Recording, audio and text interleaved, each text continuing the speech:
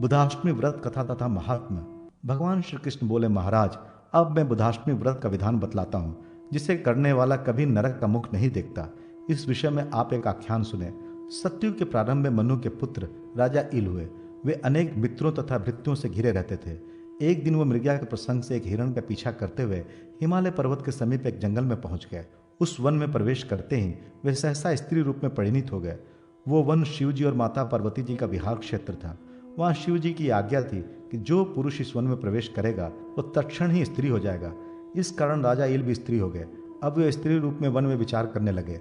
वे ये नहीं समझ सके कि मैं कहाँ आ गया हूँ। उस समय चंद्रमा के पुत्र कुमार बुध की दृष्टि उन पर पड़ी। उसके उत्तम रूप पर आकृष्ट हो बुध ने उसे अपनी स्त्री बना लिया। इला से एक पुत्र उत्पन्न हुआ जिसका नाम पुरुरवा था। पुरुरवा से ही चंद्रवंश का प्रारंभ हुआ। जिस दिन बुध ने इला से विवाह किया उस दिन अष्टमी तिथि थी, इसलिए बुधाष्टमी जगत में पूज्य हुई। यह बुधाष्टमी संपूर्ण पापों का प्रशमन तथा उपद्रवों का नाश करने वाली है। राजन, अब मैं आपको एक दूसरी कथा सुना रहा हूँ। विदेह राजाओं की नगरी मिथिला में निमि नामक एक राजा थे। वे शत्रुओं द्वारा लड़ाई के मैदान में मार डाले गए। उनकी स्त्री का नाम था उर्मिला। उर्मिला जब राजच्युत एवं निराश्रित हो इधर उधर घूमने लगी तब अपने बालक और कन्या को लेकर वो अवंती देश चली गई और वहां एक ब्राह्मण के घर में कार्य कर अपना निर्वाह करने लगी। वह विपत्ति से पीड़ित थी। गेहूं पीसते समय वो थोड़े से गेहूं चुरा कर रख लेती और उसी से क्षुधा से पीड़ित अपने बच्चों का पालन करती। कुछ समय बाद उर्मिला का देहांत हो गया। उर्मिला का बड़ा पुत्र बड़ा हो गया। वह अवंती से मिथिला आया और पिता के राज्य को पुनः प्राप्त कर शासन करने लगा। उसकी बहन श्यामला विवाह योग्य हो गई थी। वह अत्यंत रूपवती थी।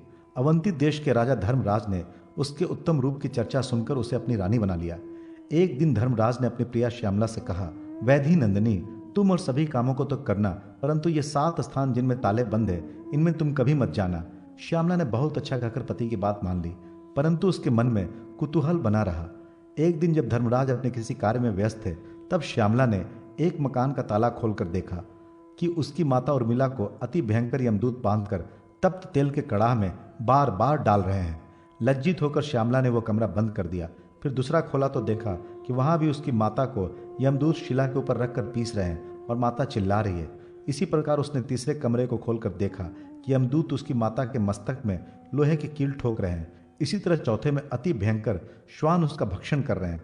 पांचवें में लोहे के संदर्भ से उसे पीड़ित कर रहे हैं। छठे में कोल्हू के बीच ईख के समान पेरी जा रही है और 7वें स्थान पर ताला खोलकर देखा तो वहां भी उसकी माता को हजारों कृमि भक्षण कर रहे हैं और वो रुधिर आदि से लथपथ हो रही है। ये देखकर श्यामला ने विचार किया कि मेरी माता ने ऐसा कौन सा पाप किया जिससे वो इस दुर्गति को प्राप्त हुई। ये सोचकर उसने सारा वृत्तांत अपने पति धर्मराज को बतलाया। धर्मराज बोले, प्रिय, मैंने इसीलिए कहा था कि ये 7 ताले कभी न खोलना, नहीं तो तुम्हें वहां पश्चाताप होगा। तुम्हारी माता ने संतान के स्नेह से ब्राह्मण के गेहूं चुराए थे। क्या तुम इस बात को नहीं जानती हो जो तुम मुझसे पूछ रही हो? यह सब उसी कर्म का फल है। ब्राह्मण धन स्नेह से भी भक्षण करे तो भी 7 कुल अधोगति को प्राप्त होते हैं और चुराकर खाए तो जब तक चंद्रमा और तारे हैं तब तक नरक से उद्धार नहीं होता। जो गेहूं उसने चुराए थे वही कृमि बनकर उसका भक्षण कर रहे हैं।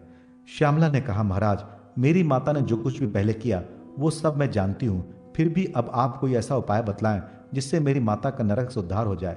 इस पर धर्मराज ने कुछ समय विचार किया और कहने लगे, प्रिय, आज से 7 जन्म पूर्व तुम भी ब्राह्मणी थी। उस समय तुमने अपनी सखियों के साथ जो बुधाष्टमी का व्रत किया था, यदि उसका फल तुम संकल्प पूर्वक अपनी माता को दे दो तो इस संकट से उसकी मुक्ति हो जाएगी।